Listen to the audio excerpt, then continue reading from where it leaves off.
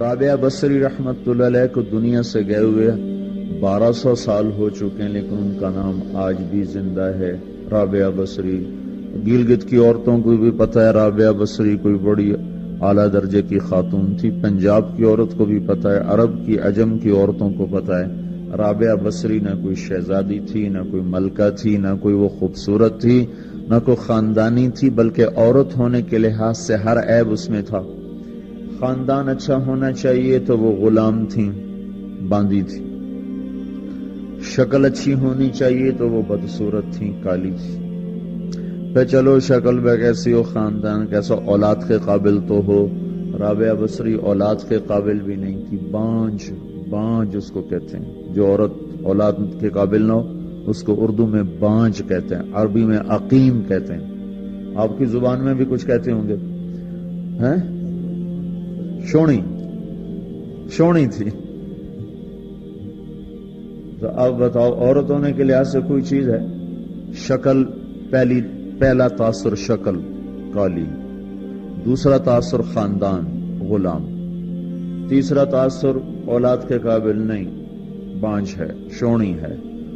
تو 1200 سال کے بعد میں گلگت میں کیوں اس کا نام بلند کر رہا ہوں؟ میں نے کسی بادشاہ کی بیوی کا نام تو نہیں لیا، سکندر کی بیوی اور بنو امیہ اور بنو عباس کی ملکہ اور بیگمات ان کے نام تو نہیں لیے، میں کہہ رہا ہوں رابعہ بصری۔ ان کی عادت یہ تھی وہ روزانہ عشاء کی نماز کے بعد غسل کر کے کپڑے بدل کے اپنے خاوند سے پوچھتی آپ کو میری ضرورت ہے؟ اگر وہ کہتے کوئی نہیں ہے تو پھر پوچھتی مجھے اجازت ہے؟ وہ کہتے اجازت ہے تو پھر مصلے پہ کھڑی ہو جاتی ہے اور فجر کی نماز تک مصلے پر کھڑی رہتی تھی۔ ان کا خاوند جلدی فوت ہو گیا، جوانی میں ہی بیوہ ہو گئی، تو حسن بصری بصرہ کے امام، کیا سارے مسلمانوں کے امام تھے، وہ خود آئے، خود چل کے آئے کہ میں آپ سے شادی کرنا چاہتا ہوں۔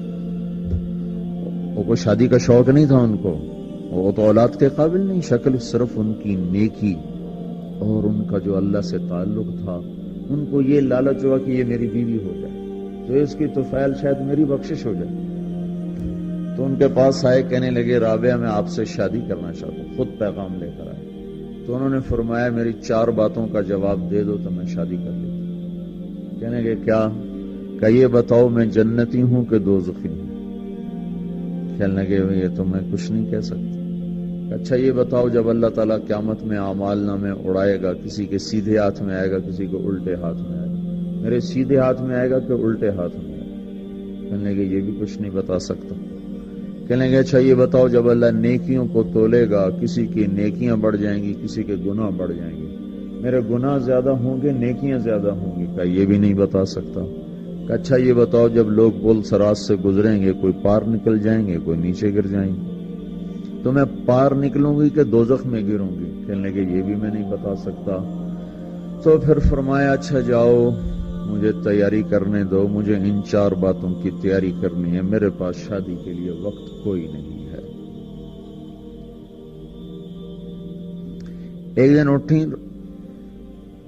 سالن پکانے کے لیے سالن ہانڈی، دیکھا تو پیاز کوئی نہیں، اب پیاز کاٹ کے ہانڈی میں ڈالا جاتا ہے۔ اب پریشان بیٹھی ہیں، نہ کوئی بیٹا، نہ بیٹی، نہ خامد، نہ بھائی، نہ کوئی خادمہ۔ تب سوچ میں پڑی پیاز کہاں سے لوں؟ اوپر سے ایک چیل اڑتی ہوئی جا رہی تھی، اس کے پنجوں میں پیاز تھا۔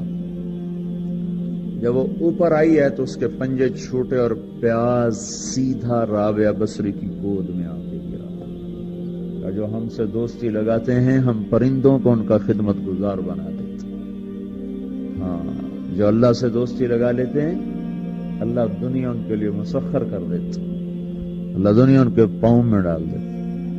تو جب ان کا انتقال ہوا، رات کو ان کا انتقال، تو اپنی خادمہ سے کہا بس 2-4 آدمی بلا کے مجھے جلدی سے دفن کر دو، کسی کو نہ بتاؤ، صبح لوگوں کو بتا دینا،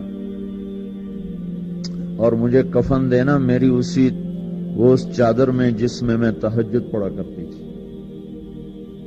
تو انہوں نے راتوں رات دفن کر کے صبح اعلان کیا، شور مچ گیا، ہائے کیوں بتایا، کیوں نہیں بتایا، کیوں؟ تو اگلی رات ان کی خادمہ نے ان کو خواب میں دیکھا، سبز لباس پہنا ہوا، حسن و جمال، سورج چہرے پہ چمک رہا۔ پوچھا آپ کے ساتھ کیا ہوا؟ کہا میرے اللہ نے میرے ساتھ بہت عمدہ معاملہ کیا۔ کہا آپ کی وہ چادر کہاں گئی جس میں آپ کو کفن دیا تھا؟ کہا وہ اللہ تعالیٰ نے اتار لی ہے اور مجھے جنت کا جوڑا پہنایا ہے، اور اس چادر کو اللہ نے سنبھال کے رکھا ہے، جب قیامت کے دن میری نیکیوں کو اللہ تولے گا تو اس چادر کو بھی اس میں تولے گا۔ انہوں نے پوچھا منکر نکیر کا کیا ہوا؟ سوال جواب ہوتا ہے نا، منکر نکیر آتے ہیں، ان کا کیا ہوا؟ کہا وہ آئے تھے تو انہوں نے مجھ سے کہا من رب کی، تیرا رب کون ہے، تیرا رب کون ہے؟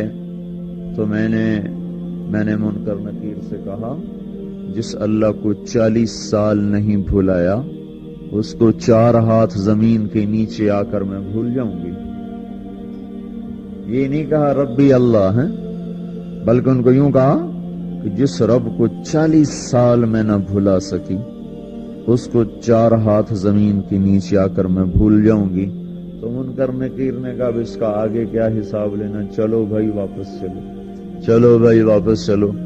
یہ بات آپ نے حضرت عمر سے فرمائی تھی، عمر وہ کیا دن ہوگا جب تو قبر میں ہوگا اور منکر نکیر آئیں گے زمین کو چیرتے ہوئے، اور ان کے ہاتھ میں ہتھوڑا ہوگا، ساری دنیا کے انسان جن اٹھانا چاہیں تو اٹھا نہیں سکیں گے، اور ان کی آواز میں بجلی کی کڑک ہوگی، اور وہ زمین کو چیرتے ہوئے آئیں گے، ان کے دانت لمبے ہوں گے، تو وہ آ کر تم سے سوال کریں گے من ربک ما دینک من نبیک۔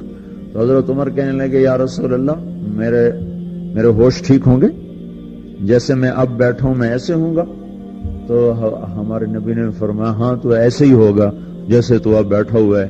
تو کہنے لگے پھر میں اچھی طرح ان سے نمٹ لوں گا۔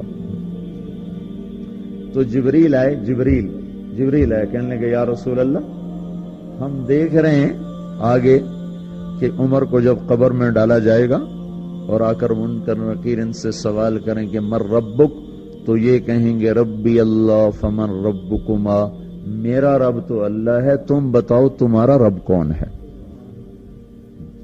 میرا دین تو اسلام ہے، تم بتاؤ تمہارا دین کیا ہے؟ تو وہ منکر نکیر کہیں گے عجیب بات ہے، ہم تمہارا حساب لینے آئے کہ تم